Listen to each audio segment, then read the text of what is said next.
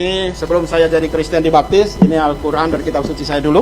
Sebelum dibaptis, kitab suci Abah ini adalah Al-Quranul Karim. Nah, sekarang setelah dibaptis, kenapa masih memegang Al-Quran? Masih membawa Al-Quranul Karim? Atau jangan-jangan Abah ini belum bisa move on dari Al-Quran? Masih belum bisa bergerak untuk meninggalkan Al-Quran? Ya iyalah, karena Al-Quran itu memang terjaga, Al-Quran tidak pernah direvisi, dan Al-Quran tidak bisa diotak-atik. Bahkan dalam Al-Quran sendiri memiliki sekurang-kurangnya 3 mujizat. Yang pertama ada ijazul lughawi, mujizat dari segi bahasa dan bahasanya tidak bisa tertandingi. Yang kedua ada ijazul tasri, mujizat dari segi syariat, syariatnya sempurna, kamil dan syamil. Dan yang ketiga ada ijazul ilmi, mujizat dari segi ilmu. Sehingga Al-Quran ini membedakan dengan kitab-kitab yang lainnya. Maka tak heran Allah Subhanahu wa taala berkali-kali mengulang dalam ayatnya, afala tatafakkarun, afala yatadabbarun, afala ta'qilun, untuk mengajak manusia berpikir. Karena ketika kita membaca Al-Quranul Karim, otak kita diasah agar kita jernih dalam berpikir. Apakah memang seperti itu, Abah? Atau justru Abah ini mau membuat syubhat kepada Al-Quranul Karim? Coba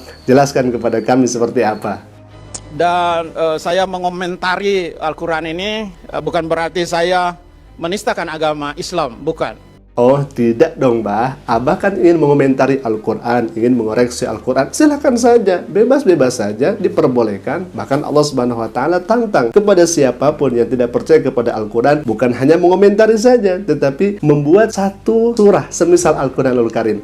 Fa'tu bi suratin min mithlih wa da'u syuhada'akum min dunillah in kuntum shadiqin. Fa'tu bi suratin min mithlih, datangkanlah satu surah semisal Al-Quran. Bahkan kata Allah, wa da'u syuhada'akum min dunillah, dan ajaklah teman-teman kalian, baik itu dari kalangan jin, dari kalangan manusia, siapapun itu, min dunillah, selain daripada Allah Subhanahu wa taala. Kalau dengan Allah ya beres urusan, karena Al-Quran itu dari Allah taala. Silakan, Abah mau mengajak istri Abah, Abah mau mengajak anak Abah, Abah mau mengajak supir Abah misalkan untuk membuat semisal Al-Quranul Karim, atau dengan sekelas pendeta-pendeta yang kelas kakap misalkan, boleh ajak semuanya untuk membuat satu surah semisal Al-Quranul Karim. Tapi kata Allah, fa ilam taf'alu, kalau Anda tidak mampu, falan taf'alu, dan Anda tidak akan mampu, fattaqun nar, Anda harus takut, karena balasan orang yang tidak percaya kepada Al-Quran akan dimasukkan oleh Allah Subhanahu wa taala ke dalam neraka. Anda harus takut itu. Jadi silahkan saja, jangankan mengomentari, membuat seluruh semisal Al-Quran diperbolehkan. Tapi di sini kami bertanya saja kepada Abah dengan pertanyaan yang sangat sederhana dan simpel saja. Anda kan ingin mengomentari Al-Quran, ingin mengkoreksi Al-Quranul Karim. Pertanyaannya adalah, sudah berapa ilmu Anda kuasai di dalam bahasa Arab? Sudah pahamkah Anda dengan ulumul Quran, ilmu-ilmu tentang Al-Quran? Sudah pahamkah Anda mengenai sorabnya, morfologinya, sintaksisnya, atau nahunya, atau kinayahnya, mazaj balagohnya, untuk kita mengetahui Al-Quranul Karim dari segi bahasanya? Lah, kalau misalkan Anda paham dengan terjemah saja, kemudian Anda mengklaim di sini seperti ahli tafsir, itu namanya seperti anak TK yang baru bisa baca A, B, C, D, tapi sudah mengklaim dirinya profesor dari bidang bahasa misalkan. Kan ini lucu juga. Maka kami pertanyakan keilmuan Anda. Jangan sampai Anda hanya mengandalkan terjemah saja, kemudian sok-sokan Anda ingin mengomentari Al-Quranul Karim. Baik, kami di sini akan terus bertanya kepada Anda, apa yang kemudian akan Anda komentari di sini? Kami penasaran sekali ya, ikhwah. Silakan. Ini yang saya ingin memberikan pencerahan kepada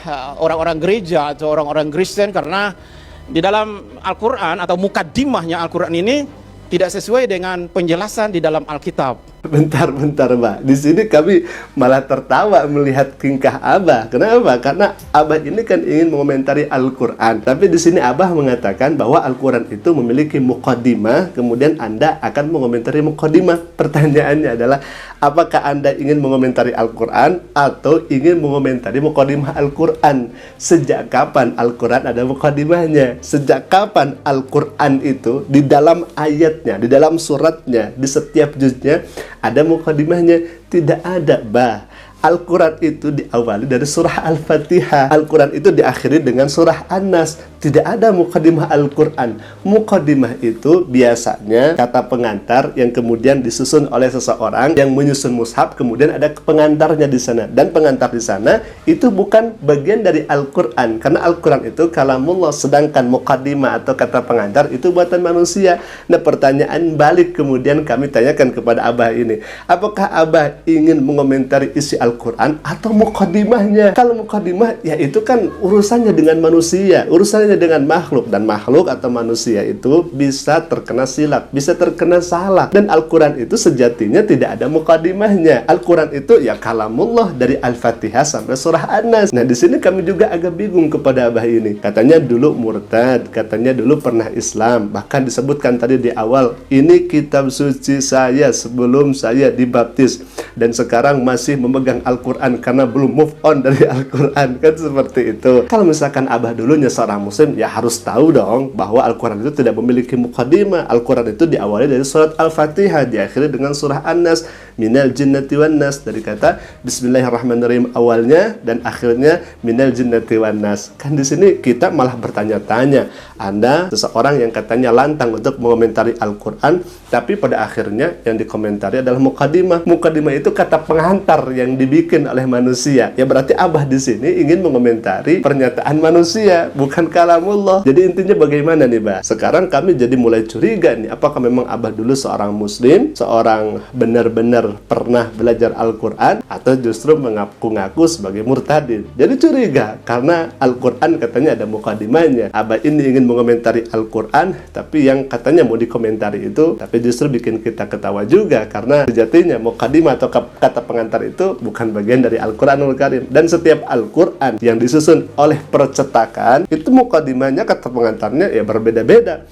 Kalau misalkan Al-Quran ini disusun untuk para penghafal, dengan ada kotak-kotaknya, dengan warna-warnanya, ya muqaddimahnya atau kata pengantarnya akan berbeda. Jadi setiap Al-Quran itu muqaddimahnya tidak sama, kata pengantarnya dari penerbitnya tidak sama. Sedangkan kalamullahnya, Al-Qurannya itu sama semuanya. Jadi ya aneh juga ya.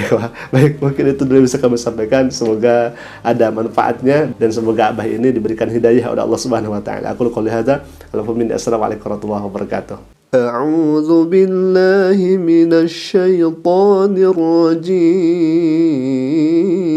الرجيم وإن كنتم في ريب مما نزلنا على عبدنا فأتوا بصورة من مثله وادعوا شهداءكم من دون